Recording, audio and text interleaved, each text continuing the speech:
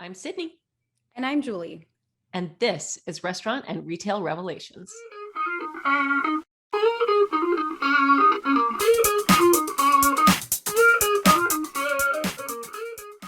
Thanks for tuning in to Restaurant and Retail Revelations, a podcast spotlighting movers and shakers in the restaurant and retail industries, brought to you by Revel Systems, which is provider of the leading cloud POS platform on the market. In this episode, we're excited to talk with Troy Hooper, CEO of the Pepper Lunch North America division. Pepper Lunch is a large and long-standing teppanyaki brand with more than 500 global locations. However, the brand has just started to take root in North America under Troy's leadership. If you're interested in how Pepper Lunch brings a do-it-yourself element to an elevated fast casual dining experience, or maybe you're just curious to learn more about what teppanyaki dining is, keep listening for great insights from Troy.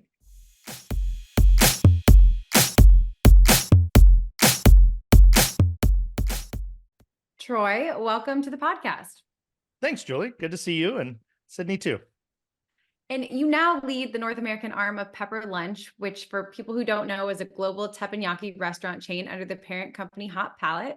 So in case listeners aren't familiar with this teppanyaki style cuisine, can you explain it a little bit more and how it differs from hibachi? Yeah, so teppanyaki is a hot plate or a hot top table, right? That normally many in America would know about, Benihana or other local family brands like that.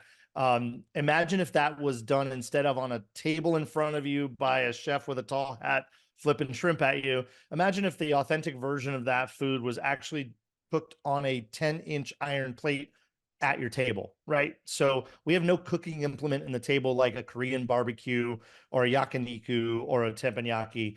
But it is the authentic teppanyaki style food. As a matter of fact, our founder at Pepper Lunch was a master teppanyaki chef and converted from that full service experiential dining journey that you get.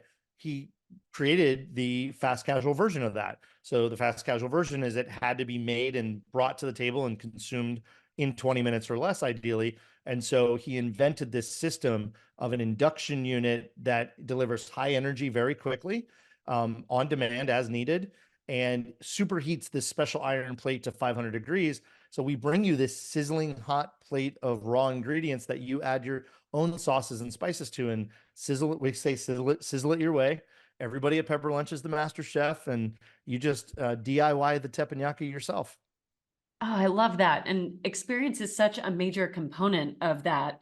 I'd love to hear, when you're looking across the board at other teppanyaki brands, what would you say are the elements that set Pepper Lunch apart from competitors in that cuisine space? We're giving you the experiential, fast casual experience. So nobody else does that. And I just challenge anybody, because I've been in this business 30 years and I eat out every day. I can't find another fast casual concept where you get an experience. And I'd say the closest thing in history to that is the down the line Chipotle or Blaze Pizza concepts, right? And so since that sort of innovation, we haven't really seen something like that. And by the way, Pepper Lunch is 30 years old, so it actually is older than both of those concepts. But, it is the fact that there's something other than I receive food on a plate and eat it, right? In this case, you can take 6 different sauces, a couple of different spice blends, and you can really make this food how you want to make this food. You can have rare meat and you can have super well done meat, right? And you can really make it your own style and flavor. And so, you really don't get that at all these other places. Korean barbecue is awesome. I love Korean barbecue, and particular brands of it are fantastic. But sitting there for 45 minutes, an hour, hour and a half, it's $35 to $65 a person, and you're kind of doing one or two things at a time. With ours, you're actually creating your entire meal all at once. You're cooking it all on the single plate, all in that first minute, 2-3 minutes at the most, and then you're consuming and enjoying it, right? So it's not this constant sort of, cooking and then eat the food and then cook some more and then eat the food, right? Just a different way of delivering a similar experience, but in the fast casual model. You order at a kiosk or a counter over across the counter terminal. You sit down with your beverage and we bring you the food in as little as 3 up to 7 minutes on average. And you get to do that with yourself. By yourself, it's easy. Again, one person can come in and enjoy our food, or it's very common to see groups of people come and enjoy our food and everybody gets their own plate. Yeah, that's super unique. And, while we're on the topic of experience, Troy, I want to know what your first restaurant memory is, if you can kind of like take your mind there for a second. As you think back, what's your earliest recollection of dining out in that experience? Uh, Burger King. I grew up in a very lower middle class initially. My dad definitely graduated, and I'd say we were upper middle class by the time I was in high school, but pretty beginner means, so to speak, blue collar history of family, all working in the trades. And so eating out was actually really special. I was one of those kids that grew up and my grandmother would take me to Burger King every Saturday for lunch. And that was the special treat, right? So that's my first memory. The second or favorite memory is that most Friday nights I got to go to Dairy Queen. Oh, sweet. Yeah. That's the And it was an stuff. old fashioned Dairy Queen walk up window, the giant neon cone sticking out over the sidewalk, family run franchise location that the family actually ran for like 40 something years. I actually knew their grandkids. Like it just, it was one of those cool neighborhood family sort of experiences. But again, a treat to go and get a cone. And then when they invented the Blizzard, it was over. I was Mr. Strawberry Blizzard my whole life. That's amazing. Well, so in addition to your personal connections to dining out, and I do love, I mean, the experience is such a big piece of what makes it hospitality, right? It's that personal connection. But I know, like, you also have more than 30 years of experience in hospitality, operations management, executive leadership. So, will you walk us through the career path that ultimately led you to the position at the helm of Pepper Lunch and Hot Palate for North America? Like all people in my position, you started as one of three things. You were a dishwasher, busboy, or host or hostess. And I was a busboy. So, and actually, my experience starts a little before that because my father's construction company, one of the specialties of his business was building new or remodeling existing restaurant bars and nightclubs. So I literally grew up on the construction site, literally sleeping in the construction site, waking up at the construction site of these venues. And then my dad loved to throw a great party. So we had a lot of parties. I grew up in the 70s and early 80s. So, and I'm from Miami, so party time USA. So, he loved to throw a great party. So, he loved to cook and he instilled that in me very young. I was cooking my own food very, very young.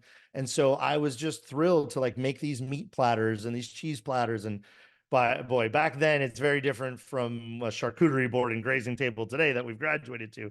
But I grew up kind of hosting people and seeing the joy that food brought people. And so I always wanted to own my own restaurant and I thought I wanted to be a chef. So I started in the rungs of busboy and I came up to Expo and I ended up as a kitchen manager and I went to culinary school and I started cooking and I ultimately achieved sous chef in a finer casual Italian restaurant. And I did that for about 6 years total in the kitchen, a little over 10 years total in the restaurant business, and pursued a management or a business degree. And really, the entrepreneurial thing grabbed me. I really wanted to learn how to own and operate a restaurant. So I really started working on that management position roles and found myself in fine dining, night restaurants, bars, hotels, some private clubs and things like that. So I kind of came up in those ranks initially, but I've landed in QSR fast casual, which I love because of the speed and the excitement and the innovation and all the great new concepts that are created all the time. I just think it's a lot of fun. But yeah, lifelong, all aspects of the business, just constantly trying to learn and be a part of innovation and exciting new things. Wow, well, what a great tee up to my next question. You mentioned you started as a busboy, you worked your way up in the industry. And with that, I know you can understand, and appreciate how complex restaurant operations can really be, especially today. And so as Pepper Lunch continues to grow its North American footprint, I'd really love to understand better your perspective on the role technology plays in restaurants. What are the factors that your team looks for in a good tech stack today? Loaded question. Yeah, look, it's critical. Like it's always been a piece and a part, and those who had it early on, legacy POS, like if you had it and you didn't, you enjoyed some differences and some benefits and some. Now it's table stakes, right? And so now the question is what technology can do in your business to enhance hospitality, to enhance the employee journey and experience, to create efficiencies.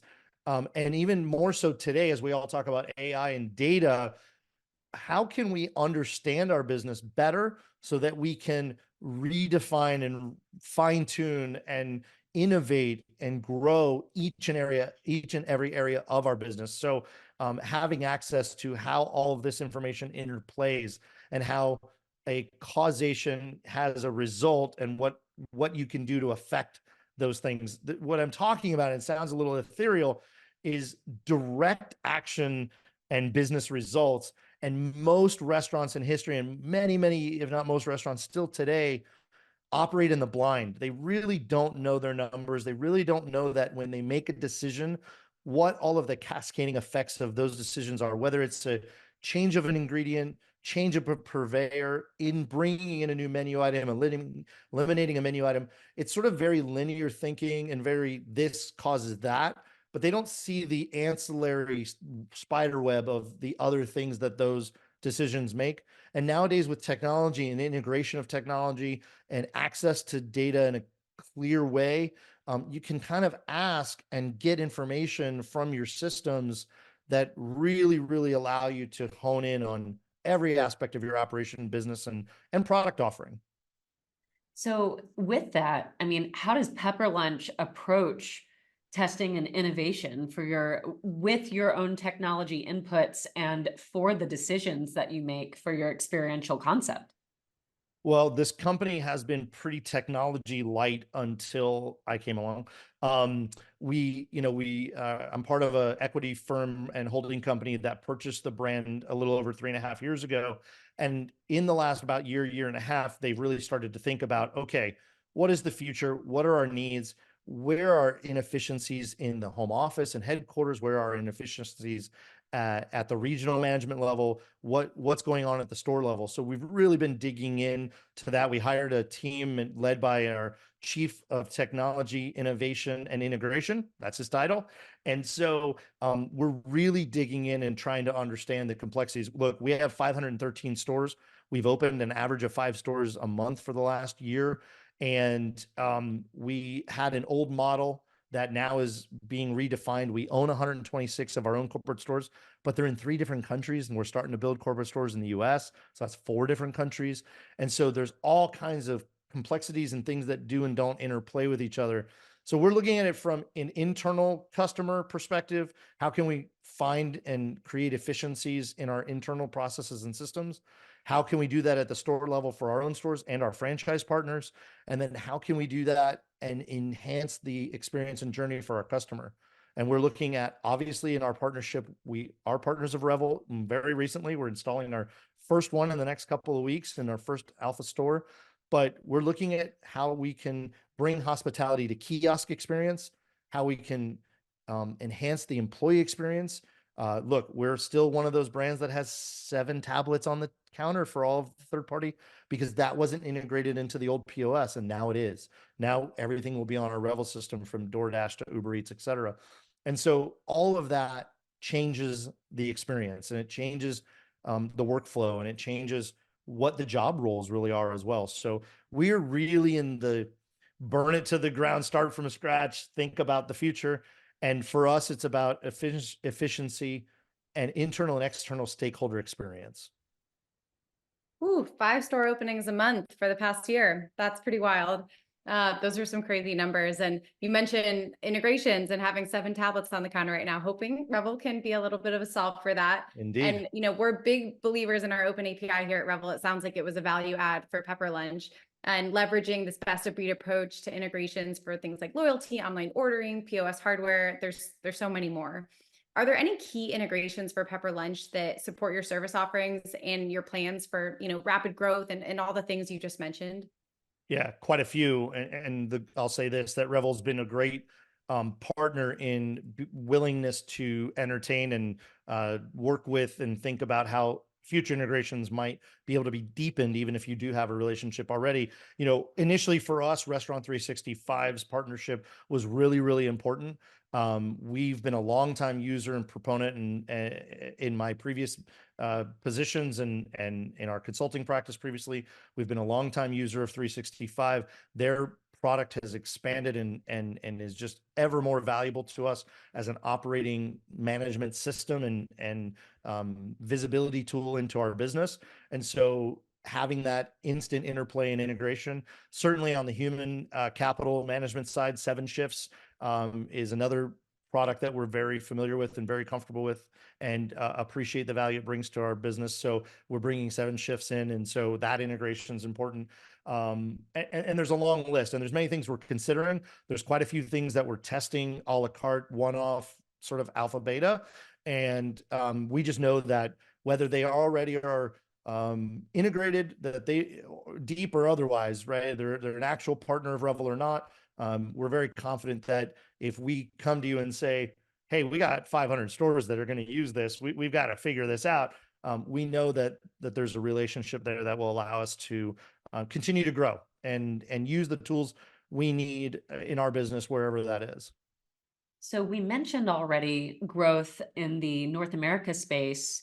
I've seen some headlines lately on your US expansion, including Florida, Hawaii, Arizona. So what can you share about further plans for scaling and expansion at this point? As fast and as expansive as possible. This is the world domination via the North American growth model. No, listen, we're being very, very thoughtful about who our franchise partners are. We are currently only entertaining and talking with and working towards relationships with existing multi-unit or even previously multi-unit who are making transitions, but basically experienced operators with great resources, excellent teams, execution at the highest level in their existing infrastructure, because we want to build quality restaurants in great communities that are going to bring a long time value proposition both to our franchise partner, our communities that we serve, and certainly the brand overall. And so we're being very thoughtful, but we are being aggressive. We are moving quickly. By the end of February, we will have signed 5 partnership deals, and those will result in 42 new stores over the next 5 years. It's an aggressive development schedule, but the partners we're working with are well suited to meet that demand, and they're moving quickly. So, we expect not less than 600 Pepper Lunch units to be in development over a 10-year period. So there's just a lagging build for those locations, but that's our starting point. That's today. If we had the ability to do it all at once, we do 600 today, and then the long tail, concentric circle of influence that those will develop their communities, and then the infill opportunities will present themselves over many years. And so we're not theorizing what that capability could potentially be, but 1,000 stores in 20 years is certainly not out of the question, I think, for this brand. Wow. In North America alone. Woo! And you mentioned this, I think, when speaking to expansion and the franchise model you guys have in place today, but can you expand on just the characteristics your team really looks for when they're seeking out successful franchise operators? Yeah. So experienced being a multi-unit operator in one or multiple brands, a longevity history. You've been doing this a while. You've shown, a lot of these folks, they currently today build 5 stores a year within a brand. So they're used to that sort of cadence. They have that team, or they have that infrastructure of support vendors and things already in that community. So very specifically to the market they're choosing. Essentially, we're not having somebody who says, oh, I've always wanted to go to Texas, but I'm from California and I'm going to go do Pepper Lunch in Texas. That's not going to work for us. You got to know your community. You got to know your market. That's the type of partner. And then, a franchise partner who really buys into the brand's value proposition, really buys into, we've been doing this for 30 years. We own 23% of the system. We really do know how to run these stores, and we know what works. And we've actually been doing it in the United States for 6 years. So we actually understand the Western market. We've been in Australia for 17 years. And so somebody who understands and appreciates that we have a lot to contribute in that partnership, and will pay homage and respect the legacy, but also be a part of building the future at the same time. So, those are the primary characteristics of the folks that are finding their way to us. And it's a natural chemistry. We know it, they know it. It feels right. It goes very quickly, usually to the closing table, so to speak, because we're all on the same page and all have the same vision. That is a beautiful thing when you can find it.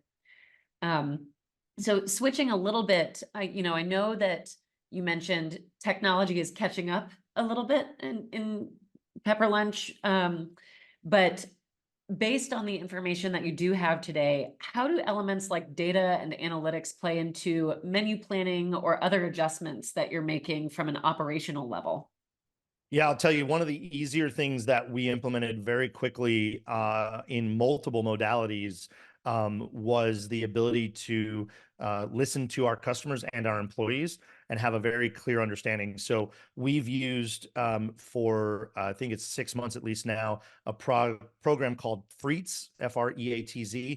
And Freetz is basically the secret shopper of the future model. It's taken that old model where we used to pay for 1 to 3 people to come in once a quarter, once a month, and said, no, actually, we're going to source your customer base and we're going to source your community, and we're going to send in 30 to 50 shoppers a month, and we're going to reimburse them for a meal, and they're going to give us at least a 50-question survey that we've prescribed. Very different from the passive review observation model, right? And so they have data analysts and data scientists who can present this ongoing large volume of data and feedback that we can control some of the questions, so we can hone in on some very specific areas of our business we want to have insights on. But it's really customer experience, customer journey data that gives us a real world, real customer direct line to understand where we are in all aspects of our business, and ongoing over a long period of time, we can then see the trend lines. And so we can make adjustments and make decisions, and then watch the direct effect of those on the customer experience. So we do that using that platform. We have recently tested and signed on with Momo's. We did it with 36 stores in Singapore that we own. We're now rolling it out in the US. Momo's is a reputation management, customer sentiment management. It actually watches and listens in the entire internet. So social media, review sites, we can send out our own surveys. It's really it allows us to communicate as well. It allows us to actually at scale manage reviews, manage insights, manage feedback on all platforms, including social media. So I love that because I can see mentions of our brand, excitement about elements of our brand. We have a plushie out there in these vending machines in Asia, and we can see people posting with them. So a lot of different ways to keep touch and view on what people think of us, and then actually communicate with them, invite them into the conversation, join the conversation actively. So being able to have those touch points with the customer and then convey that detail, like not make this a gotcha game with our employees. Our employees were well trained, notified, and involved in the process of rolling these products, platforms out, so that they understood that our intent was not to catch them and punish them, but was actually to engage them in the conversation so that they could take pride and ownership in the opportunities we have, whether it was a negative, a neutral, or a positive sentiment, where they could see the opportunities they could directly impact. And we want them to know that what they do matters, and it really translates to the guest experience and our success as a brand and as a location, as a store, as a shift. And so that's been a couple of things that we were able to implement very quickly and very seamlessly, that is bringing us a lot of understanding and value to help us make those decisions. And we are doing things around our menu innovation. We are doing things around price change. We are bringing in new products. We are rolling out LTOs. All of those decisions are driven by these insights from the external and internal customer at the brand. Those are so interesting to try. Truthfully, I'd never even heard of a program that allowed you to incentivize a customer to come in and give you direct feedback. That's such critical data. That is so cool. And I cannot believe we've gone this far into the podcast and not asked you perhaps the most critical question, which is, what is your go-to order at Pepper Lunch? There must be a favorite. Do you change it up every time? What are we talking here? I go in batches. So I'll eat the same thing for a couple of weeks, months, whatever it is, and then I'll switch it up. And I am sort of stuck on one right now, but I am going to graduate soon as we're making some innovations around our ingredient profile. And so I'll probably be getting into some other ones. But today, look, if you go to Pepper Lunch for the first time, please have the jumbo beef pepper rice, add garlic chips. We have roasted garlic chips. Add those to your dish, and that should be your first Pepper Lunch experience, and it is for most people. And it's what the team will probably recommend for you. Right now, though, I am just loving one of our pasta dishes. So we have this sort of spaghetti pasta olio, this al dente style pasta, and we have a seafood version, and I do creamy seafood pasta, shrimp only, no mushrooms. I don't like mushrooms. It's just me. So it's basically shrimp, pasta, Parmesan cheese, black pepper and salt with a cream sauce that it bubbles on that 500-degree plate. All that water evaporates out, and you get this wonderful sort of Parmesan-y, creamy. It's shrimp Alfredo at the end of the day, but it's really, really good. And that cheese and that black pepper come through. The flavor of the shrimp emulsifies into that pasta flavor, and it's so good. And for me, it's actually really light. Our pasta is really, really light, and so it's actually a lighter dish for me, and it's an alternative to the rice. I eat a lot of rice. Yeah, it makes sense that you'd want to change that up just a little bit from time to time. So that sounds divine, and I'm hungry again. Well, so in terms of what you have in the works, we've kind of covered a lot of that already, but you mentioned earlier things like through some of your learnings from Momo, you're considering things like LTOs and menu adjustments. And so what is an exciting thing or things that you can share in terms of Pepper Lunch news for our listeners? Yeah, because they're all happening in Q1, so it's coming quick. We will roll out our first corporate LTO from the brand. We're going to do that quarterly, and we've never done that in the United States. We've allowed our franchise partners to sort of develop and get approval and do their own, and they've done a phenomenal job. But we are coming up with our own, and part of that is from the insights and also the innovations around our ingredient profile. There's some opportunities to roll some really unique and cool products out. So LTOs starting Q1, quarterly changing of those LTOs is brand new for us. We recently updated and added to our beverage program. We bought Tractor Beverage in, which is really light, natural, certified organic, GMO-free frescas. So these flavored waters that are fantastic. And those are really starting to catch on. So we're really starting to promote those for the first time. In Asia, we usually have a dessert item. It's most commonly an ice cream, a small Haagen-Dazs portion cup or something like that. We've never had a dessert in North America. So I am fortunate as a sugar addict and dessert lover to be testing lots of options. And we are looking at a custom to semi-custom product offering. So hopefully by the end of March, I will be rolling some testing out, and then certainly this year rolling out a menu set dessert item that is complimentary and authentic to the brand. So I'm looking forward to that. Oh boy, we're moving to kiosks with the partnership with Revel. Really important. We've typically in the US been across the counter order taker terminal based.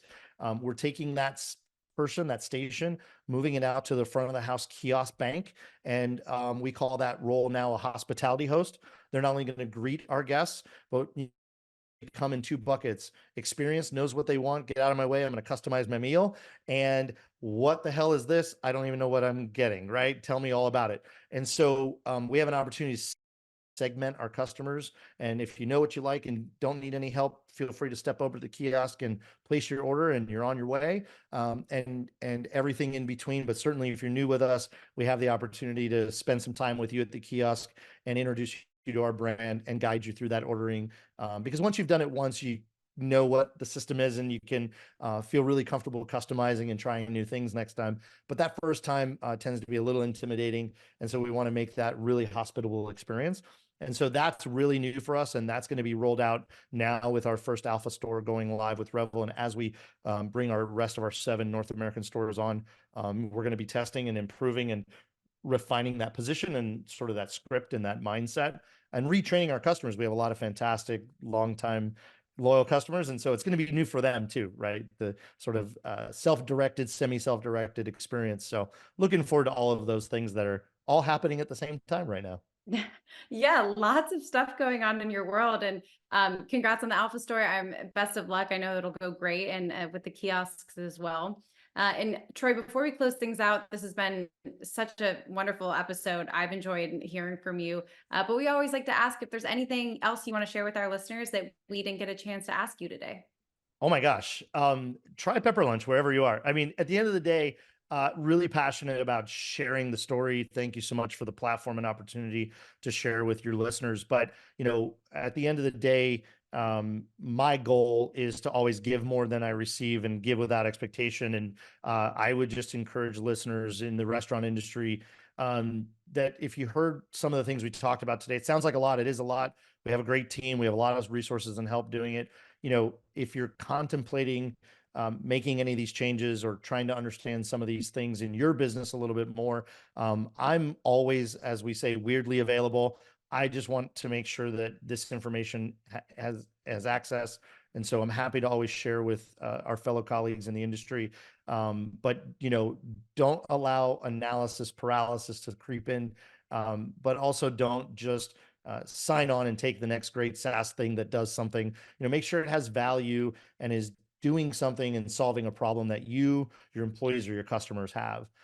So I think that's just important as we're talking about technology in particular, but to be really thoughtful about it, but don't get paralyzed by, oh, well, what about this and how will that, there are plenty of folks like myself and others out there that are, actively pursuing and making these changes and implementing these things. And look, I would love to make it easier for folks to get down the road and make those changes and innovations in their business.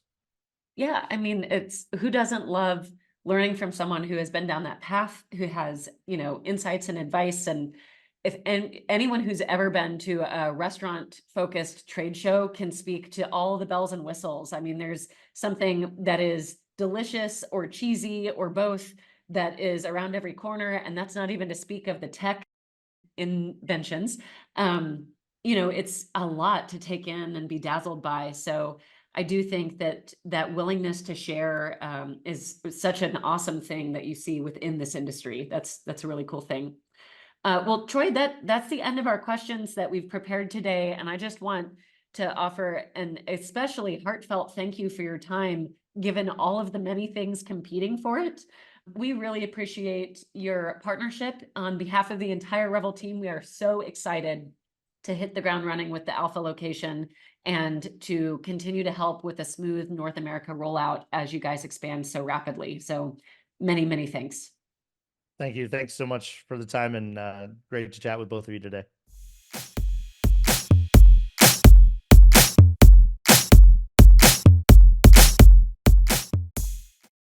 Troy's energy and passion for Pepper Lunch is palpable, and I am so excited to see how the restaurant evolves in North America. I hope it isn't too long before there's a Pepper Lunch in the metro Atlanta area. I couldn't agree more. Troy's descriptions of the sizzling plates absolutely has my mouth watering. And it's also fascinating to hear how he and his team are really taking the experiential component to new heights with a closer focus on restaurant technology. Absolutely. And we are very fortunate at Revel that their team has selected us as one of the key partners for technology testing and certainly for innovation. I have a feeling that there are great things in store for the partnership. And as we close out the episode, I'd like to include a thank you to Troy and the entire team at Pepper Lunch. And for any listeners in one of the North American cities where Pepper Lunch has started opening locations, definitely add this restaurant to your list of places to visit. Yes, do that. And to all of our listeners, we appreciate your time and attention today. Make sure you never miss a new podcast episode by liking and subscribing to Restaurant and Retail Revelations on Spotify, Apple Music, YouTube, or wherever you get your podcasts. We will be back soon with even more revelations.